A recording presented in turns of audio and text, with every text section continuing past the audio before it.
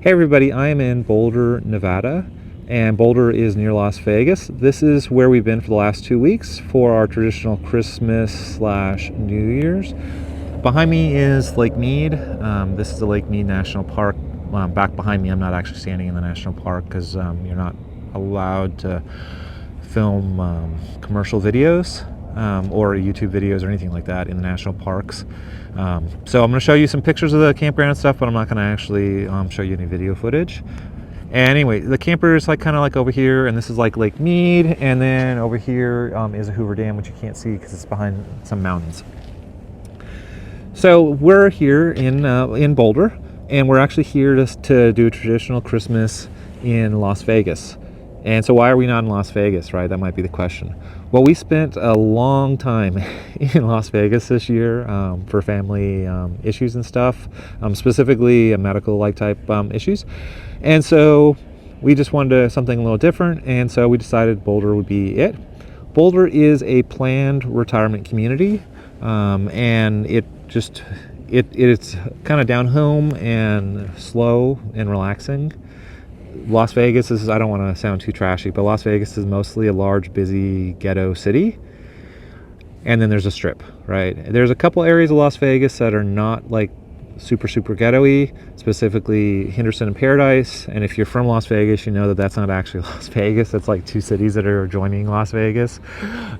So yeah, those are the nicer areas. If you're trying to figure out where to go and you want to go to Las Vegas and you're looking at this video, and I'll even tell you which campgrounds to go to if you decide that you want to stay in Las Vegas, and I'll give you a couple pros and cons of Boulder versus Las Vegas. So Oasis would be the campground of choice that I would go to if I had to stay inside of Las Vegas. However, if I had to stay near Las Vegas, if that was an option, I would stay in Boulder over Las Vegas any day. The other campground to consider, I think it's called the Motor Coach Campground or something like that. They only allow Class A's. We have a fifth wheel, so we didn't go to it. I just know a little bit about watching a couple videos on it or something. The Motor Coach one is privately owned. Each lot is individually privately owned, and they lease them out individually, but you have to have a drivable, and I think it has to be a Class A. I'm not 100% sure to go to it. So that might be out for most people, but the Oasis is nice. It's South Las Vegas between Henderson and Paradise, I was saying. That's kind of where you want to be. It's actually right off the strip. When I say right off, I mean 500 feet off the Las Vegas Boulevard, which is the road to the strip. Maybe 3 or 4 miles south of Mandalay Bay, which is the bottom edge of the Las Vegas Strip. So super easy to get up to the strip, super easy to get back, and it's also in the nicer part of town. But it still is city living, and there's city crap all around it. There's a Best Buy 6 miles south. There's a Best Buy 6 miles north. Literally every single thing imaginable is in Las Vegas. But this video is about Boulder and not so much about Las Vegas. Boulder is about 20 minutes from Las Vegas. 20 minutes from the outer edges of Las Vegas. Maybe 30 minutes to the Strip, because the Strip is the farthest area of Las Vegas from here. So if you want to go to one of these big gigantic stores like the Best Buy or the Home Depot or the Target or whatever you want to go to, you can get to it. And to me, 20 minutes is reasonable to drive to get to one of these kind of gigantic places. But you're not having to be there. You know what I'm saying? You don't have to be in the city. You can be in this nice kind of peaceful, super quiet lake area, and then still have access to the gigantic city. And there's a lot of desert between here and there. So it's not it's just crammed up right against it. It might be in the future, but right now it's not, which is peaceful and nice. There is a grocery store here. There is a small bar section here that I'll throw some footage up with one of the restaurants from the Triple D, if you watch the Food Network, with some pretty good food. So it's cool that you have access to local restaurants that you can go to. That's the other thing, food. In Las Vegas, it seems I don't know, I just have weird taste buds. I don't like the food in Las Vegas, not to tell you the truth. I mean, it seems the casinos have ran out all the local businesses. Really hard to find just a regular restaurant that actually is of any quality. But in Boulder, they don't have quite so many back-to-back casinos that are kind of encroaching upon all the local things. So yeah, I kind of like this retirement kind of vibe that you have going on, where it's like planned, and this is like a snowbird territory. There's a bike trail right behind me. The bike trail takes you through the national park, which is cool. I think it does, at least. It goes down toward it. I should actually look to see where that bike trail goes, but it's a cool bike trail. I'm gonna look through my notes and see what else I need to make sure I tell you. We had a traditional family Christmas in Las Vegas, but I'm not gonna like post too much stuff about that. But it was cool. We had a Christmas tree, and we were at a family's house and stuff like that. Oh, Ubers. Yeah, Ubers. That's a good thing to point out.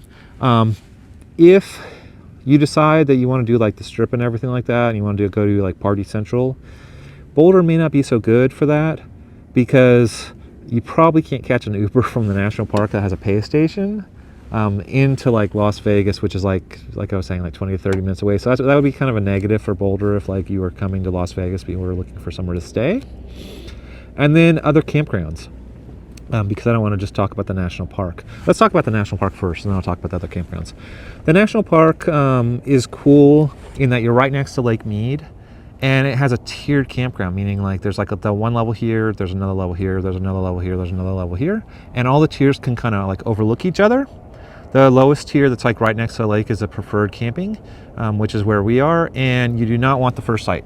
Okay, I'm just telling you, stay away from the first site. If that's the only one available, don't stay there, stay somewhere else. Okay, the turn to get in there is super ridiculously tight, like literally like you're trying your best and not hit anything, and they're telling you to go up on a berm and stuff to kind of get around, and you almost have to pull into that first site just to kind of get around the corner. So don't park in the first site, or you're going to be super paranoid that people are going to be hitting your vehicle all the time. So stay in like the second or third or fourth site, or 30th or 40th site. Okay, there's a lot of sites, just stay away from that first site. So super negative thing to point out is just that first site. But it's very quiet, peaceful. They don't have a hot tub, they don't have a pool, which is kind of, I guess, a downfall.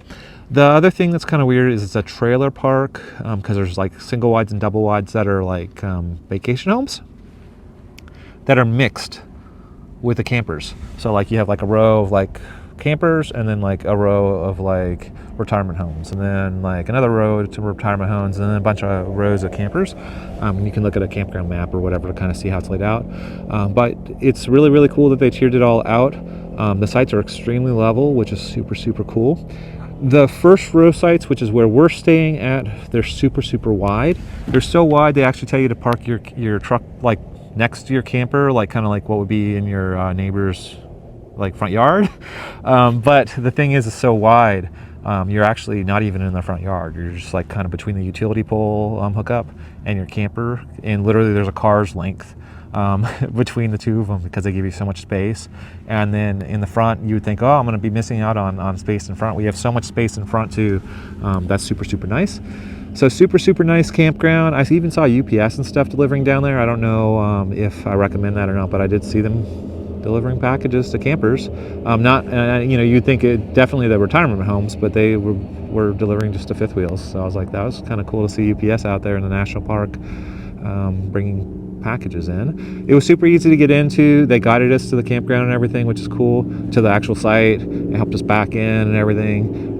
This is not like the normal like state park, national park feel, where it's like super tight and crowded and hard to get into. Super easy to get into, so super like novice friendly, so to speak. The other two campgrounds that we checked out before we came here, one of the two campgrounds is privately owned lots. And then like we went to the office, but the office was closed, and it looked like the office was never open. So it looked like you could only do reservations and stuff and check-ins like on the computer. And we tried to do that to see if we could stay over there. And when we were like playing around with the computer trying to figure it all out, it looked like you could only like book stuff like one day out. So we're like, how does that work? You know, like if you're like planning a trip or something and it's like a month or two away, but you have to get here and then see if you can stay there. That was a no-go for us. The other campground in town was, it felt like a gravel parking lot that was kind of near a highway. Hopefully this doesn't kind of come off too negative, but that's literally what it felt like, and it didn't really look terribly level either. They might have a pool and a hot tub, I'm not really sure, but it wasn't really like what we were looking for. And obviously, since it's like miles away from Lake Mead, you're not going to be able to see Lake Mead very well, and I don't even think that there was really that many sites that really had had a view of Lake Mead because there's houses and other kinds of things in the area. But that was Boulder, and hopefully this is helpful. I'm going to see what else I can think up or maybe help you guys out with. But there's some bikes. See, there's a bike trail right behind me.